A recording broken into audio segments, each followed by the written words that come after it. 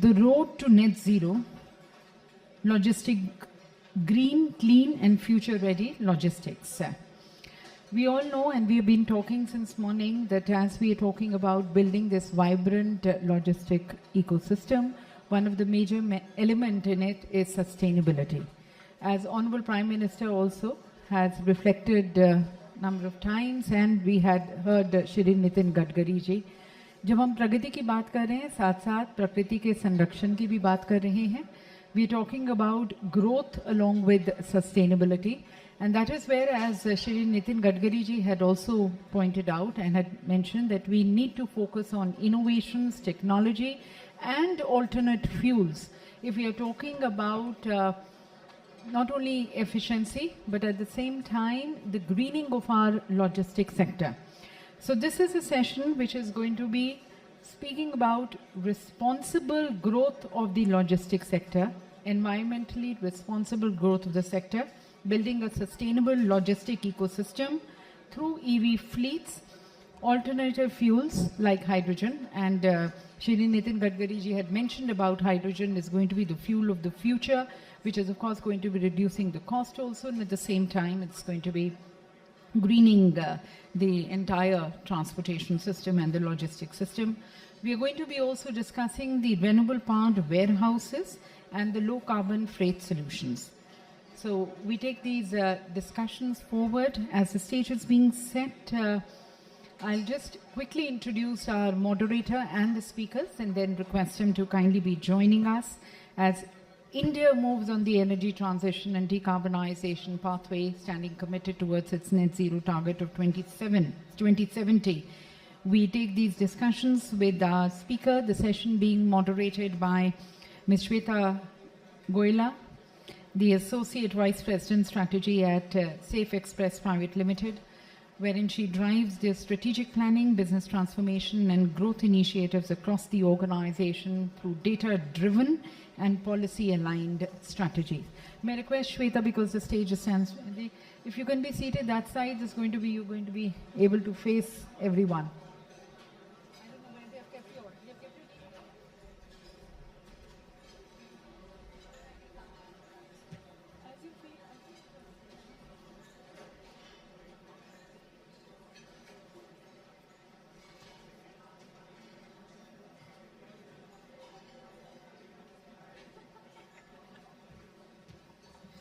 Inviting panelists, Mr. Jay Scheller, the CMO Blue Energy. He's a marketing leader shaping brand and growth strategies in the evolving energy and sustainability space. Mr. Mubarak Khan, the Chief Commercial Officer, Hindustan Zinc, a seasoned commercial strategist with deep expertise in driving business growth and market expansion. Mr. Manish Rawat, the Senior Vice President, Business Development at Indospace. He leads the growth strategy, client partnership and expansion of logistics and warehousing assets across India. Mr. D.K. Gupta, the mentor, Decibel India, a veteran mentor and industry advisor, guiding businesses on strategy, communication and growth. We have Mr. Suresh Bansal, the CEO and co-founder of DCG Pack, a dynamic entrepreneur, industry leader who's driving innovation in sustainable packaging and supply chain solutions. Mr. Anirban Sanyal, the head supply chain and national logistics, Century Ply Boats, a supply chain leader who's driving operational excellence and logistics efficiency in the manufacturing sector. So I believe he's yet to join, Mr. Anirban Sanyal. In case we start the session, he's not coming. Okay. So over to Shweta for moderating the session. Thank you. Thank you, ma'am, for your introduction, and a very warm good afternoon to everyone. I know just after the lunch, this session demands a lot of energy to keep you listening and attentive.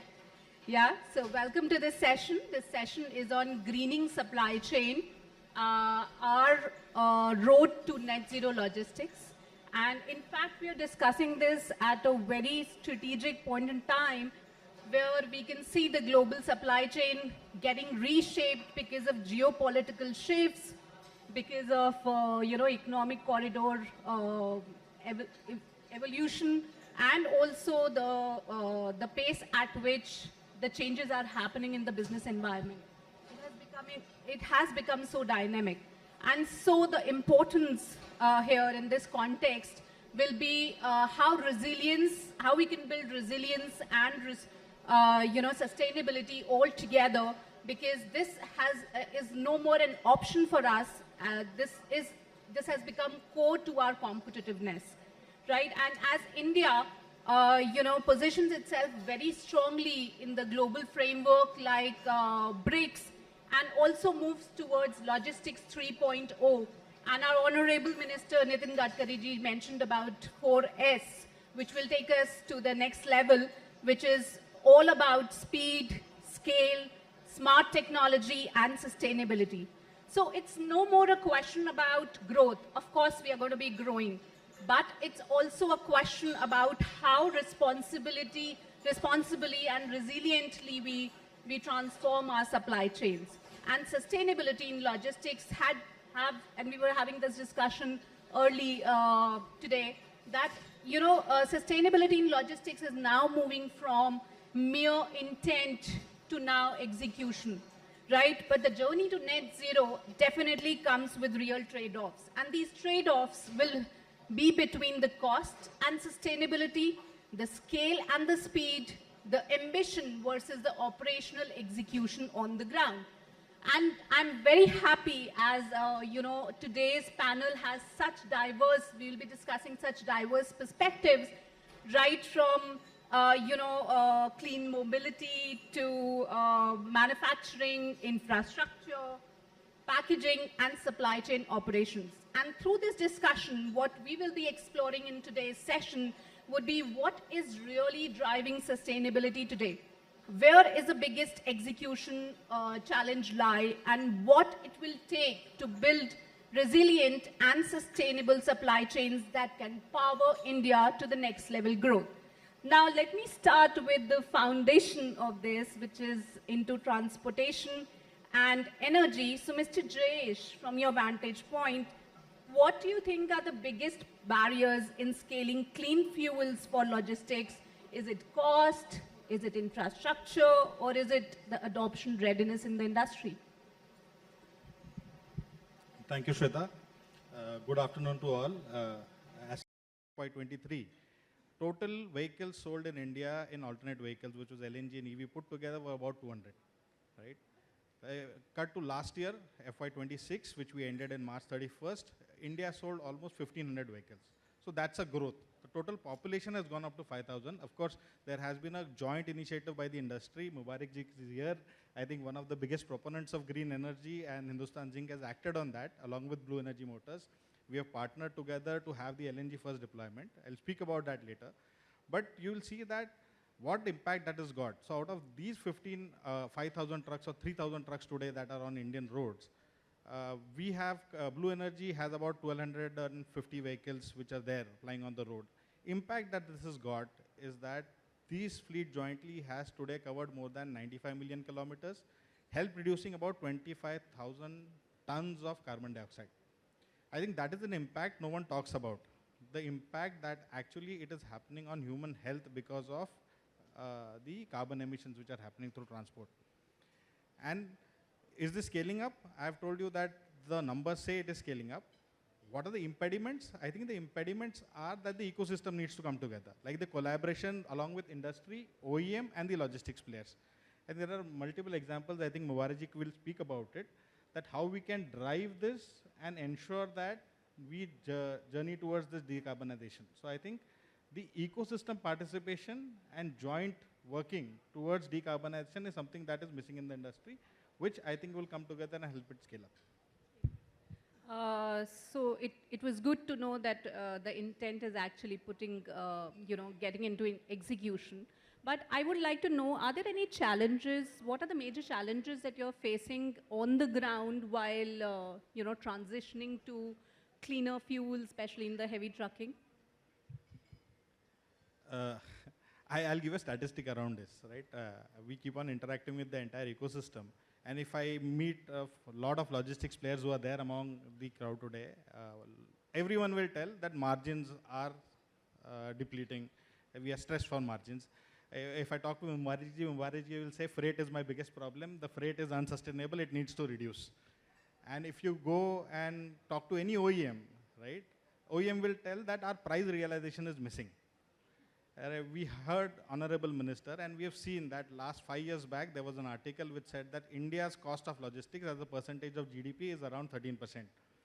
Last year, there was an article which said it is down to 8%.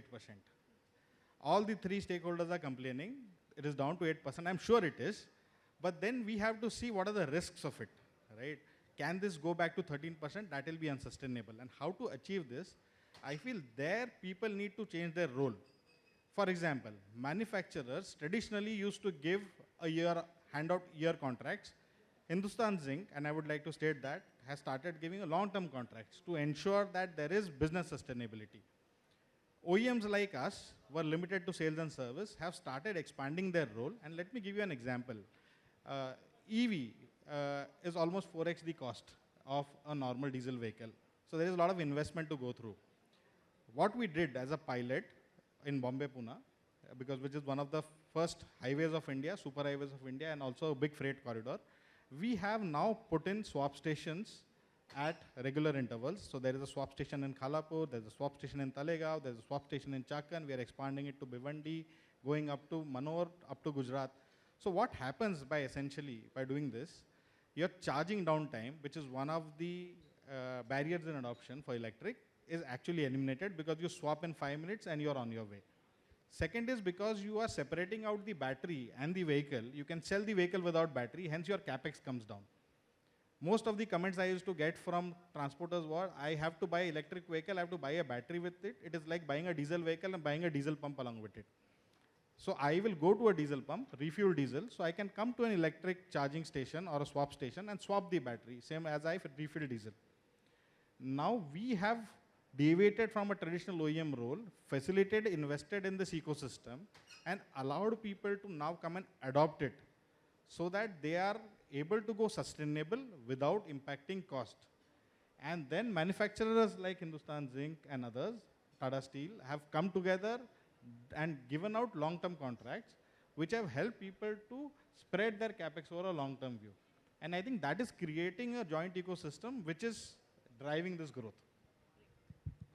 Nice. It is very important because ultimately the service levels that you're giving to your customers, and that comes through the speed at which you are transporting the products from their factories to their distributors, dealers, retailers, shops, it matters. Because if you stop by to charge a vehicle, it may impact your delivery timelines, right? So, and especially in the heavy trucking, especially in the middle mile, it impacts. So thank you for that perspective. Let me bring in the demand side perspective. Since Mr. Mubarak Khan, you are into manufacturing, my question to you is, what do you think is the strongest driver today? How is it transitioning in your industry from being non-sustainable to sustainable? And is it because of the government pressure, or is it the customer's expectation as to what they want, or cost pressures? I think 2-3 points here. Number one, very important, how you care about the environment, what is the philosophy of your management, and what is the which direction country is moving. Sustainability and green logistic is no more a fancy word. You have to have it. You have to have for your children, for the generation to come. You can't sit idle and take no action. This is the biggest driver. In our company, our chairman has given a vision of net zero by 2030. He said, world is trying 2050, let's try 2050, at least in logistics. Because of those things, in Standard & Poor's rating for last 3 years consecutively, we are number 1 in the world for sustainability in mining industry. Wow. The issue I see here, very big issue, the cost, which is mentioned just now, and availability of those business partner who can partner with you and provide the services. Even people intend to do it, it's not available. Yeah. In last 4 years, we knocked every door in the country. Can you come? Can you partner with us? Can you give us some solution? Fortunately, 2-3 big partners came to us, provided some kind of solution, And today we are one of the largest alternate fuel vehicle operated company in the country. So we are operating close to 400 vehicles, battery, LNG all together. Recently, they have provided the solution of battery swapping station. This is one of the solution which can definitely help reduce the cost. But having said that, for future also, cost will be the biggest driver. And I'm confident if we work together, we can bring this alternate fuel operated vehicle cost half of the what diesel cost we are paying right now. So this is a target for you. Make it half, everybody will buy. And will be automatically will convert to transition to the greener fuel. It's your duty now. I think the first point, I'll respond to what Mubarak ji said also. First point, definitely everyone has to be cautious about pollution. And just to give you a statistic, we have about a 44 million truck park of heavy duty trucks. And these emit about 450 metric ton of CO2 every year. With the gear, you know, the logistics sector is supposed to grow at around 7 to 8% CAGR, right? That's the estimate. And with that, by 2035, you will have a park of 8 million trucks. Imagine if we don't go alternative, this 450 is going to go to 900. Delhi becomes unlivable when it comes to winters. We have Grab, 1, 2, 3. Imagine what are we doing with our future generations, rightfully mentioned by Mubarak ji. So sustainability with cost. And Mubarak ji, I mean, just to inform and share with everyone also, you see today we have bought the cost of the truck to half by actually selling the trucks without battery. Because the battery is not owned by the customers. Moment you get into swapping, you can actually own the truck without battery, and the battery is given to you per unit consumption. So you are actually paying as you earn. So it aids adoption because we require a larger participation of that. And thanks to encouragement from manufacturers like Hindustan Zinc, we were one of the first partners to go LNG with them about 2022 when no one was thinking about going alternate fuels. And today there is a deployment of more than 200, 300 trucks that is there, right? So I think partnerships like this work in future. And definitely I think we have taken up this challenge and will deliver, Maharaji. Great. I think 2-3 things that we spoke about. One is the management commitment that is very, very important for your organization to transition to sustainability. And of course, the ecosystem readiness also needs to be there. So all supply chain partners, all the energy partners, all the charging partners have to come together and come up with a strategy to decarbonize the supply chain. That is very, very important. And what you spoke about, definitely, you know, middle mile trucking, and especially when 60 to 70% of the the product moves through road transportation, this is going to be very, very crucial. Now coming on to the next phase of it, which is the infrastructure readiness. So over to you, Mr. Manish Rawat. How ready is India's logistics infrastructure for green transformation at scale? Okay. Thank you for the question. Good afternoon, everyone. So we were talking a lot about transportation and the manufacturing part of it, and as per the statistics, 70% to 60 to 70% of our logistics is still on the transportation side and on the road side. I will not even say it's moving towards the trains and everything, but it will take its own time. And that's why it becomes the most prominent factor. Warehousing or the infrastructure development linked to the storage thing is still around 20-30% contributor. How ready we are, that's the question is, I think we are not there 100% for sure. We are at a very low pace or a percentage right now. However, the question is not about how small we are. The question is how fast we are growing towards that pace. Because something which is big today was a small someday. How exponentially we are growing, and this also depends upon what is a mindset that as an Indian consumer buyer or overall as an Indian we bring on the table. We were industrial driven, we're entrepreneur-driven Indians at long time back. We moved to industrialization. We are now moving towards entrepreneurship, coming in a very different thing. What my co-panelists talked about, disruptions, where it is removing a car battery, just one thought can change the whole thing. So disruption is today what is happening. One disruption happens and everybody follows that. I'm sure when many people heard this idea, They will start doing the same logic of remove the batteries, the first solution, right? So that's good because that's the disruption has happened. Now everybody else is supporting. So first and foremost, we have to understand is that intent has to be changed from cost-driven to an investment first. We all talk about sustainability as a cost-driven. It is not a cost anymore. It is giving results. So give you facts and figures in terms of warehousing that we are doing. We are having roughly around 60 million square feet of land already bought in India, with infusion of around $3 billion.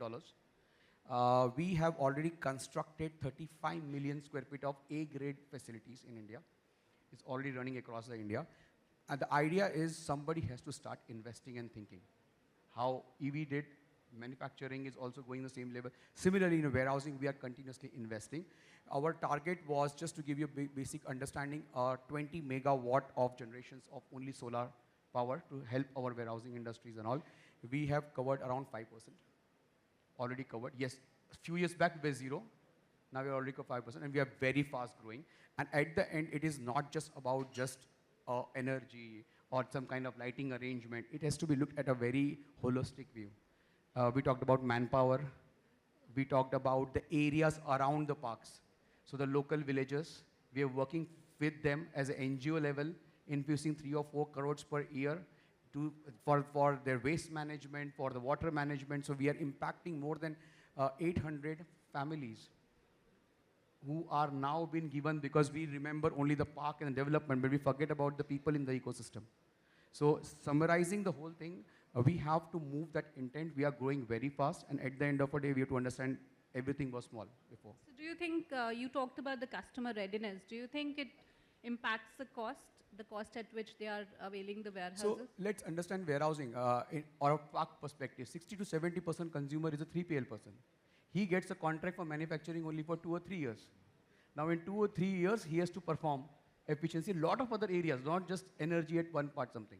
So somebody like a developer as a player, we have to first invest. We have to get the infrastructure ready, and then we can pass on the benefits. I was talking about warehousing versus sustainable warehousing. Yeah. Do you think the cost is up for greener warehousing, or how is it? Cost initially would be up, but as I'm saying is, we as a developer has to come back and invest that first. We have to get the solar panel ready. We have to get the waste management ready. Then I can go to LHP and we'll pass on that benefits. If we wait for them, that they will give the money. So it's a disruption in our own way. Okay. And at the ground level, are you going for some certifications that you... Yes, so we are being 5-star rated across certifications from British safety bodies to other European bodies. So we are continuously 5-star rated in our properties. So it is not difficult to not get those rating high. We have already proved it in many years now in our systems. Shweta, just one point. I brought up an interesting point on investments and cost. Hence, I just wanted to take, with the recent geopolitical things that have happened in the Middle East, right? I think the entire conversation and debates have now shifted from cost to certainty of availability. If you look at India as a country, we are a tropical country. We have almost 300 days of sun, right? So this is something that is readily available to us, and we need to harness it. And it is cheap energy which is available. So rightfully, as said by Manish, we have to make investments. We have to come together as an ecosystem and then see that we deliver. Then the cost of logistics automatically will come down over a long-term period. No, but I think I want to add one point here. See, whatever you do, as an Indian industry, we look at what is the cost. You have to find some other innovative solution to reduce the cost, else it will not be sustainable. It has to be sustainable, cost effective, only then people will adopt easily. Like they have thought a new idea of putting the battery on swapping. So that is saving the money. Like you go fill the petrol and you fill the battery. The same thing. Some innovation has to come in each and every aspect to make it cost economic.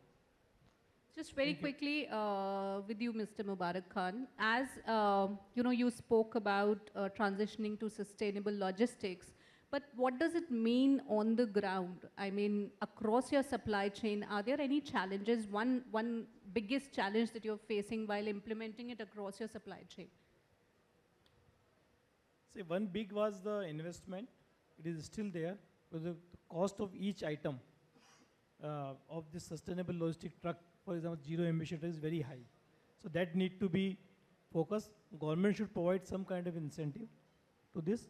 Government should come up with some kind of rebate on some of the toll tax, everything they have to support it. So it's all So drills once- down to cost, right? Yes. So very quickly, my question to you is, Mr. Manish, you talked about, green warehousing, but on the ground, how much of it has been transformed, the indoor space warehouses, how much of it has transformed to green warehouses?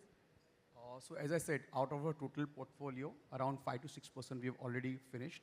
So, and then because it cannot be cumulated, because there are various factors. Somewhere solar is very strong, somewhere the waste management is very strong.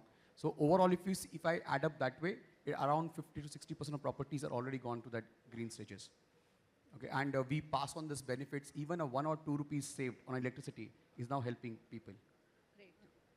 Okay, so clearly infrastructure is evolving at that pace, but it of course requires the whole ecosystem to transition towards that.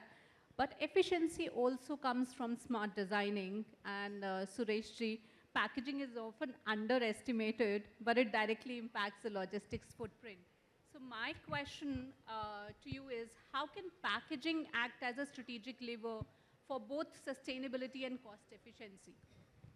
Shwetaji, thank you very much. Good afternoon, everybody. This is the third time I'm participating in logistic conference. Actually, until 2024, till the logistic Shakti started, packaging was never discussed, never considered as part of the logistic problem. It's the first time that I spoke in the Summit 1, then in Dubai, and then today over here. I think we spoke about 3 dimensions so far: the energy, infrastructure, and transportation. I think there is a 4th dimension, which is packaging. Because I don't understand why we don't talk about packaging in logistics.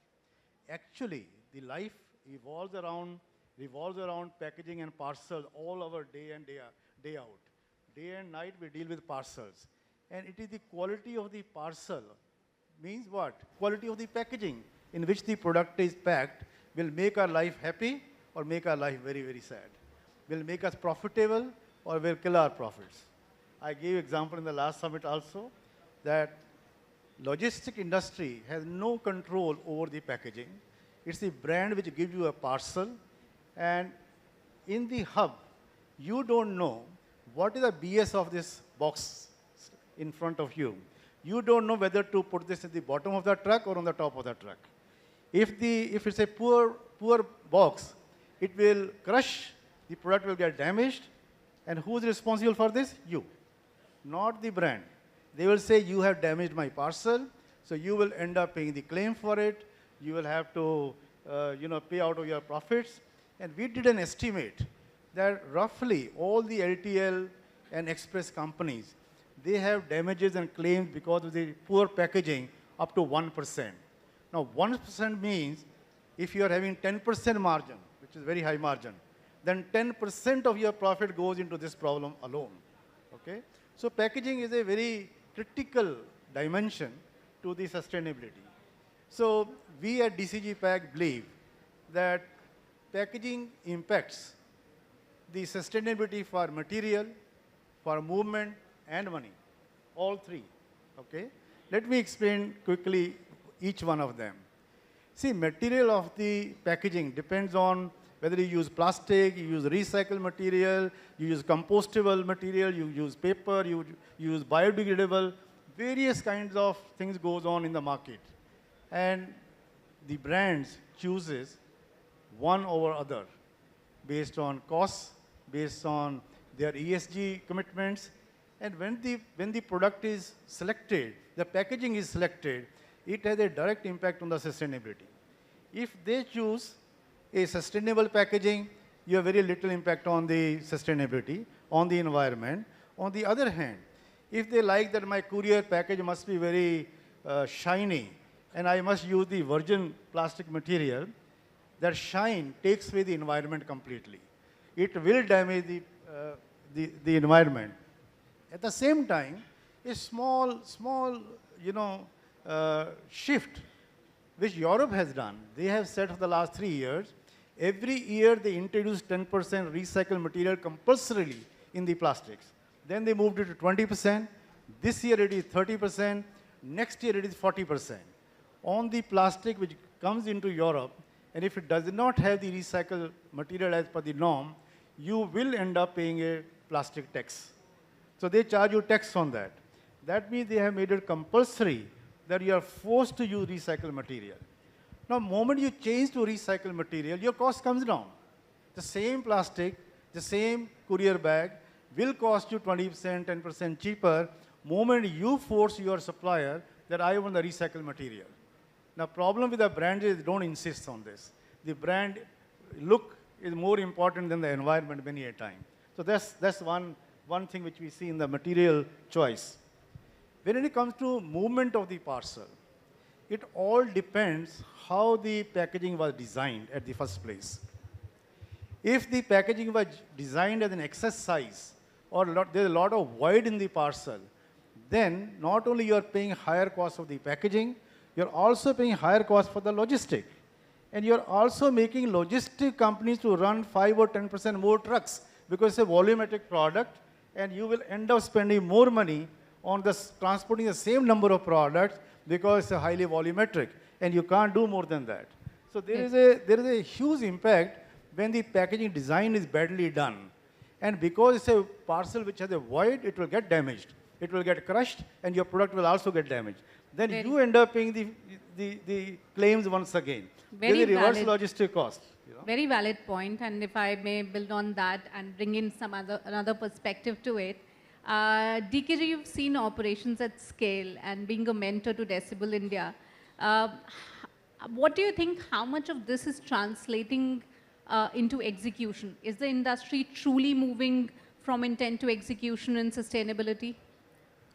If you are saying, industry is moving, definitely yes. But the scale which is happening, it is not there, number one. Number two, no systemic approach is there. It is happening in silos, right? A lot of big companies are doing, but if we'll talk about any small companies, they are not at all doing. Because for them, it is a cost, right? They will think cost first, then they will think for sustainability. So there are a lot of mindset has to be changed. So we were discussing earlier. So there are a lot of things which, as a big players, top leaders has to do. So they have to showcase in their companies. If we will do this, there are a lot of benefit, which already Mr. Khan and Jayesh told earlier. This is not only for us. That is for our future generations, right? So this is going to be much required for future as well. Otherwise, if people will not live, as Mr. Jayesh was saying, in Delhi there are a lot of pollution and all, grab one, grab two. If you will not run the vehicle, then what is going to happen to buy the vehicle? So your vehicle has to run. So a lot of things has to be there. But I will say there are still gaps. There are companies who are measuring what is carbon. There are companies who are still doing, I will say 70% of the companies, manual way, old way, whatever people are saying, they are just writing and assuming this data is right. I will say that is anticipation, not correct data. So first we have to start measuring what is carbon loss, carbon generation is going on. So as someone told, if we will not measure, we will not improve or we will not reduce carbon. So if we will measure in a proper way, then only we will start reducing. Because when we measure, then we will make, okay, how to reduce, what are the plans, other things, then later on, all these things will come. Definitely. I think it's now more than an eye wash that we have to just show that we are doing. Actually, what is happening on the ground is something that we are looking at to bring in that change. And for that, it is very important that we have uniform and standard ways of measuring carbon footprint like what you're saying, and everyone is following the same norm, the same certification, the same methodology to actually evaluate where we stand, not just an eyewash, but the real change on the ground. And definitely our discussion from the, from whatever. So I want to add one more thing because there are around 22% fleet owners are very small. They have 2 truck, 3 truck, 4 trucks. So how to integrate those into this activity? Definitely. So I will suggest there are, big companies are here all. So if we will create some kind of a platform where those guys can come and participate, right? Or maybe we can request, Mr. Gadkari and all.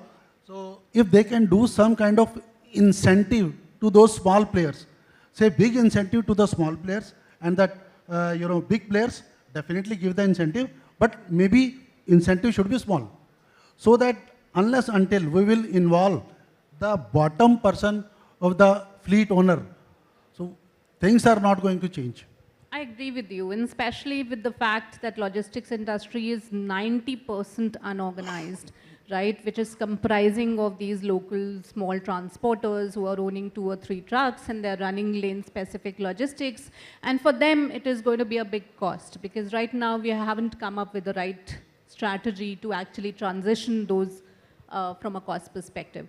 Definitely, our conversation here now, mean that we have to drive the sustainability journey towards net zero by combining the regulatory push. Of course, this needs to be there, customer expectations, their awareness, adapting and wanting to have that across the system, and also the business economics has to work out. Now, in the interest of the time, since we're hardly left with any time, just very quickly for 30 seconds each, if I can throw this one question to each one of you and you can answer as in, where we want to start with.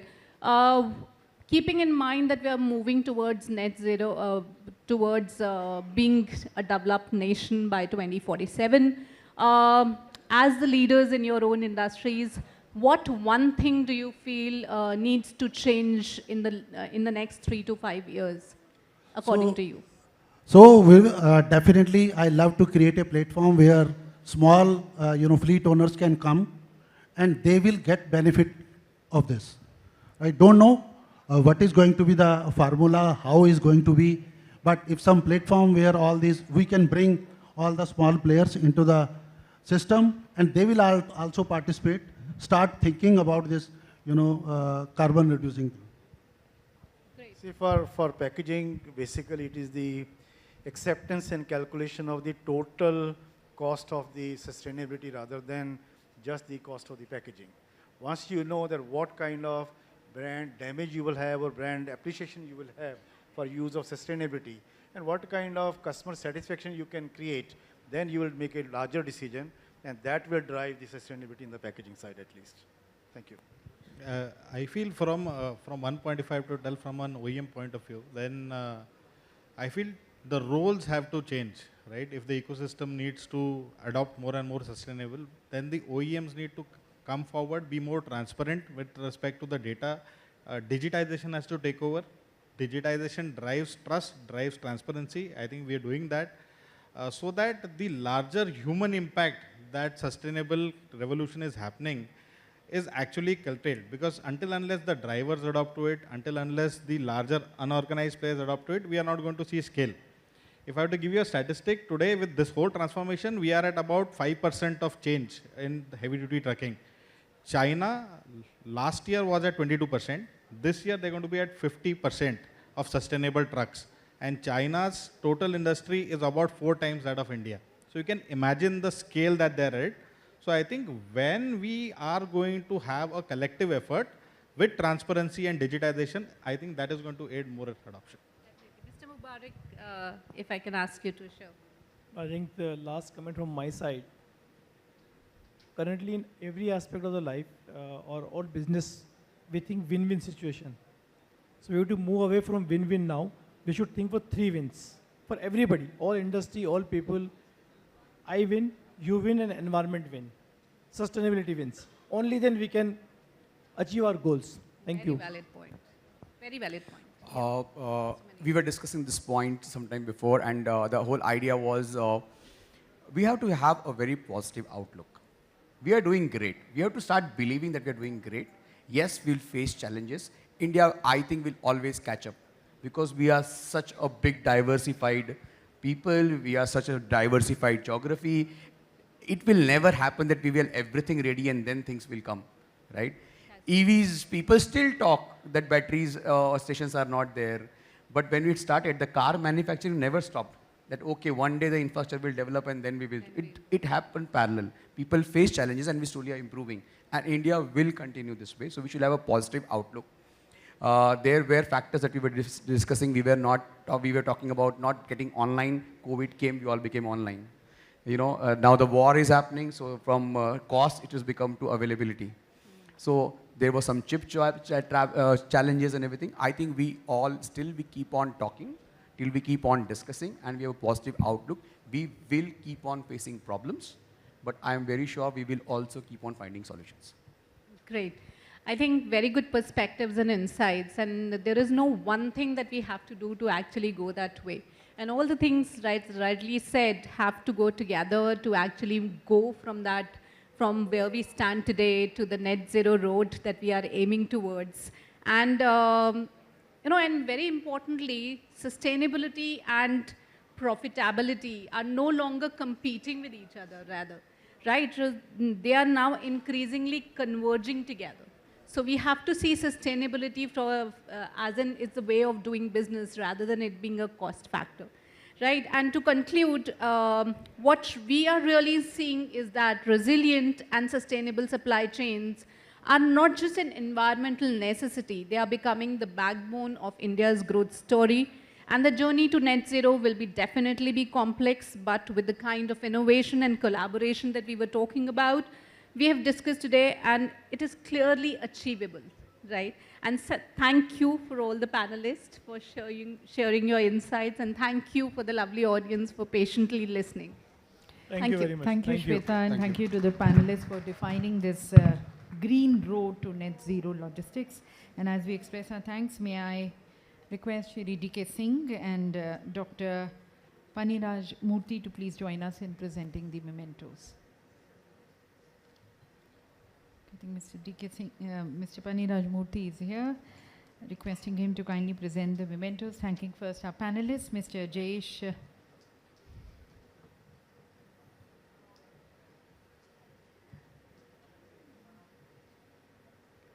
Mr. Jayesh.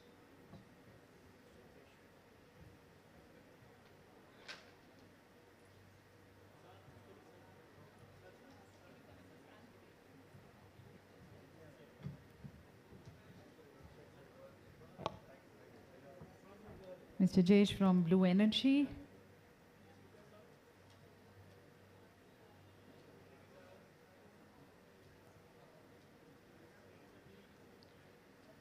Thanking Mr. Mubarak Khan.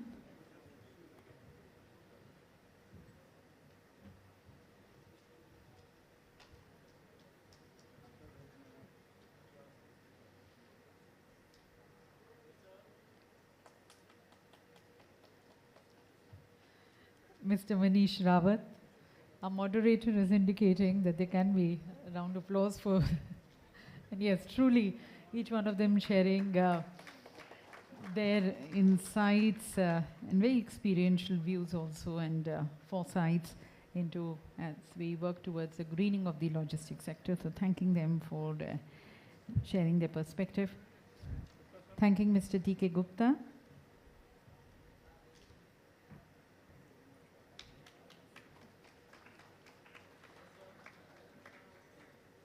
Expression of thanks to Mr. Suresh Bansal.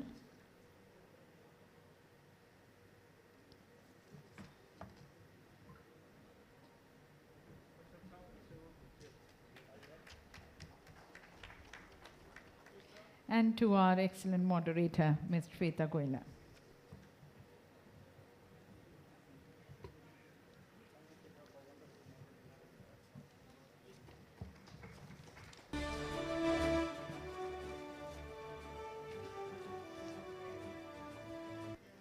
And we'll we'll close with a group photograph of all the panelists and the moderator and the presenter.